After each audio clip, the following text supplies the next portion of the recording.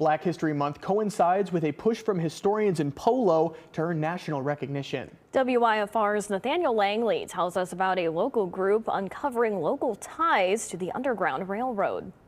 Sydney, Jake, the Polo Historical Society creates a new and growing account of the Underground Railroad in Northwest Illinois. Their work documents a buried history of families and abolitionists who supported freedom seekers. Betty Obendorf had a hunch on history passing through Polo. So I started collecting things, started looking for things. The former first grade teacher visited a local historian for information on the Underground Railroad in the city of 2000. And he said, well, we were sympathetic to the cause, but there was nothing that went on here. That really wasn't quite accurate. Polo Historical Society members dug deeper. You can see on this map the dark areas that were pretty much documented. A map from the 1890s shows an Underground Railroad route from Polo to Byron. But you see that there's kind of a break right here. Local curators Beth Wiegman, Betty Obendorf, and Linda Gall make it their mission to create a record of who brought slaves closer to freedom from Fulton to Ogle County. So we're starting to really fill in this gap. The group uncovers first-hand accounts of conductors and station agents, those who guided freedom seekers. So I was reading down through all of it. One source includes the words of Henry Elsie, written in 1905. And so secretly was the work done that we cannot recall an arrest upon the line. Who was Henry Elsie? Oh, he was quite a gentleman. Linda researches the Englishman who was an orphan by 10 years old.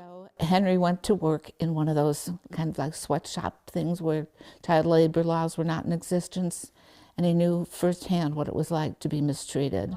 Henry arrived in Eagle Point by 1857. He led slaves across the 35-mile path, starting at the banks of the Mississippi River. And when he whistled, they came out of the brush. What are some of the biggest takeaways you have from Henry's life? Oh, how blessed we are to have had him as a historian to write this down, that he had some education, could read and write. Others around Ogle County involved in the Underground Railroad took their stories to their grave. In the rural areas, it was all kept very quiet. That's part of why our documentation has been so challenging. Beth says 30 conductors and station agents are buried in Fairmont Cemetery just outside of Polo. This is the Waterbury plot now. One of the main abolitionist families around Polo were the Waterburys. John Waterbury housed freedom seekers leading up to the Civil War.